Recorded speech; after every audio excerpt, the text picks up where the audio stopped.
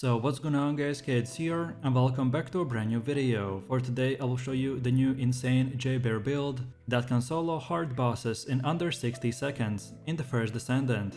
So in this guide I will show you what weapons and modules you want to get. Then I will explain every single skill and show you the best reactor stats and external components.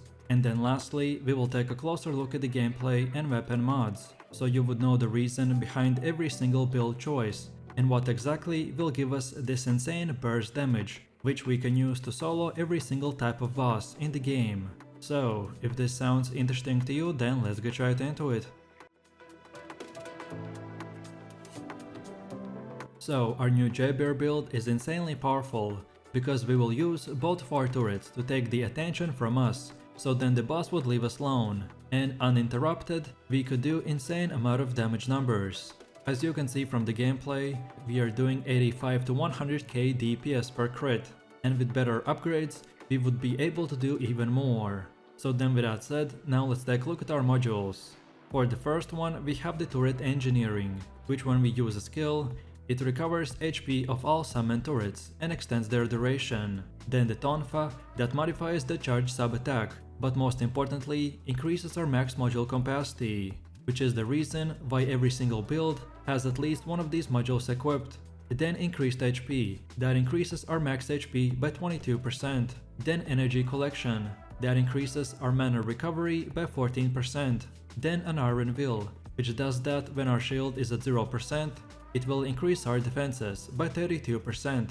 Then maximize efficiency, that reduces our skill cost by 4%, but reduces our max mana by -1%. Then nimble fingers, that decreases our skill cooldowns by 6%. Then HP amplification, that increases our max HP by 23%, but decreases our max shields by -9%. Then medical support, that increases our HP heal by 8%. And finally increased def, that increases our defenses by 16%. So overall our main goal with this setup is to improve our turrets, decrease skill cooldowns and increase our defenses. With this build, we will deal insane amount of damage, but we can't forget about one of the main reasons of why we can solo bosses, which are our skills, aka the turrets. So we have to upgrade them as much as possible, so they could survive long enough for us to kill the enemies before they start attacking us. I've done countless of hours of testing, and this was by far the best module setup. Then next up, let's take a look at the weapons and weapon mods that we should use. So for our weapon loadout, the first one is the Eternal Willpower. This is not an ultimate weapon, so we won't get any unique effects, but because of our mods, we will do crazy amount of damage. And you can get it by farming the Agna Desert Zone, the Commanding Ground Battlefield mission, or the Red Sphere mission. The Eternal Willpower is a rare assault rifle that you can only get through the random drops from these areas. And then when you get it, for mods, we wanna go with the Rifling Reinforcement, that increases our ADK by 12%. Then action and reaction, that increases ADK by 15%, but as well increases our recoil by 5%. Then better insight, which increases our critical hit rate by 8%. Then concentration priority, that increases our critical hit damage by 8% and reduces reload time modifier by -8%. Then better concentration, which increases our critical hit damage by 9%. Then fire rate up, that increases our fire rate by 6%. And finally the electric enhancement, that adds electric ADK equal to 8% of our weapon's ADK. As you can see, because of our setup, we can do 500,000 DPS. So our setup, like for most players, is focused on ADK, crit damage and crit rate increase as much as humanly possible. Then for our second weapon, we wanna use the Nazestra's Devotion, which when you hit enemy weak points, it will apply a unique ability called the Devotion Mark, that reduces the enemy's defenses by 30% for 3 seconds. This weapon is very overpowered to just one-shot trash enemies, or to use them on boss weak spots. This ultimate weapon will require for you to reach Mastery rank level 1 before you can craft it with the Magister's Anus in Albion. To craft this weapon, you will need one Nazestra's Devotion, Polymere Synxium, then one Synthetic Fiber, then one Nano and one Blueprint, which all of them you can farm in the Vespers, Timberfall and in the Ancient Giant Tree mission. And then when you get the weapon, we wanna use mods like the Action and Reaction that increases our ADK by 15%. and reduces recoil by 5%. Then Bullet Rain, that increases our fire rate by 8% and ADK by 1%. Then Rifling Reinforcement, that increases our ADK by 12%. Then Weak Point Sight, that increases our weak point damage by 10%, but reduces accuracy by -5%. Then Better Concentration, that increases our critical hit damage by 9%. Then Target Detection, that increases our critical hit damage by 5%, and weak point damage by +2%. Then Aiming Compensation, for 8% accuracy and 5% critical hit damage. Then Weak Point Detection, that increases our weak point damage by 5% and ADK by 1%. Then Weak Point Expansion, that on weak point hit, it will increase your weak point damage by 35%. And finally the Better Insight, for 10% critical hit rate. As for most of the weapons, we use the mods to increase our weapons damage. And because of our unique ability that gives us better weak point damage, so we try to focus with our mods to increase its damage even more, for that one-shot capability. This is a secondary weapon that I rarely use, so as long as you use the first weapon, then the second and third weapon slots are up to every player's preference. And finally, for our third weapon of choice, we have the Afterglow Sword Sniper Rifle. On hitting a weak point, this weapon will inflict the unique effect called the Death Propagation, which increases our critical hit rate and applies this effect to our next attack. We mainly want to use the sniper for long range fights, and then the way you get it is by collecting all the items, reaching Mastery 15 and researching it for 100,000 gold by talking to the Aeneas at Albion. You can get the Afterglow Sword Blueprint, Nanotube Blueprint, and Polymer Synxium by farming the Intercept Battle on Hard mode. And for the last Afterglow Sword Synthetic Fiber Blueprint, you can get it from the Vespers on the Kingston Hard mode. And then when you have it, we wanna use mods like the Weak Point Sight, that increases our weak point damage by 10%, but decreases accuracy by -5%. Then Better Insight, which increases firearm critical hit rate by 10%.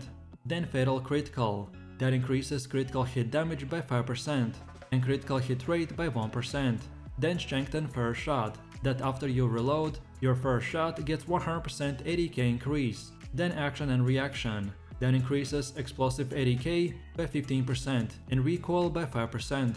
Then Better Concentration, or increased firearm critical hit damage by 9%.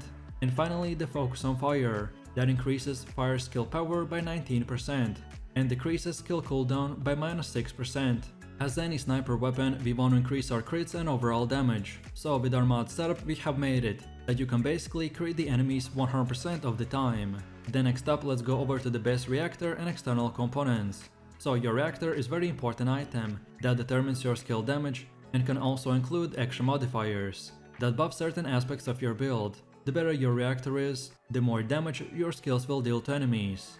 I recommend prioritizing using reactor with a high skill power and a sub attack power. Specifically, my best job that I got is this materialized phase reactor with the hand cannon condition, so it's perfect for our build. And then as for your external components, they're even more of an RNG, at least until you've played the game for long enough to find basically every possible combination with a good stat roll. For our build specifically, I recommend to get the Annihilation Auxiliary Power that increases our defenses and HP. Then Annihilation Sensor that increases our defenses and max mana. Then Annihilation Memory for increased max HP, defenses and electric resistance. And lastly the Annihilation Processor for more max HP and toxic resistance. And because we use all 4 of the Annihilation set piece, we get to increase our skill duration by 5.7% and our weapons ADK increases proportionally to our max HP lost, so the lower HP we are, the more damage we will do, which becomes useful if all of our turrets die, and then we need to take a bit of damage from the enemies while we activate the new turrets. And finally, let's quickly take a look at our skills and when we should use them. The first passive skill is called the Turret Sync, that increases our ADK when Assault Rifle and Medical Turrets are both summoned.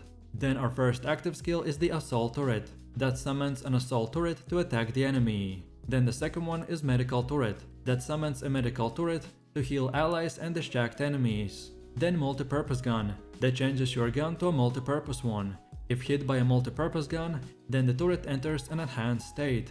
And finally the Reactivate, that recalls all summoned turrets and inflicts powerful damage to the nearby enemies. After using the Total Recall, you enter the Overhaul state, when the turrets are summoned in their enhanced states. So overall, as you can see, Our gameplay loop consists of activating both the medical and assault rifle to distract enemies and give us damage buffs. Then we just deal damage, and when our turrets start getting low HP, then we use the multi-purpose gun. Then we use the recall for AoE damage and enhancement. Then we summon turrets back and rinse and repeat. By summoning both turrets, we distract enemies. Then by using a multi-purpose gun, we enhance them and extend the duration. And finally, by using the reactivate, we get to do insane AoE damage and get our turrets back up quickly. This combo allows us to basically get insane damage buffs while keeping our turrets alive 24/7, and that's about it. So with that said, I really do appreciate everyone for watching, guys, and I hope you enjoyed it. If you have any questions or suggestions, then feel free to leave your comments in the comment section down below. And while you're doing that, please click like, subscribe and enable that notification bell, so this way you could support the channel and not miss any more amazing content. With that said, you have an amazing day and I will see you in the next one, so take it easy, peace.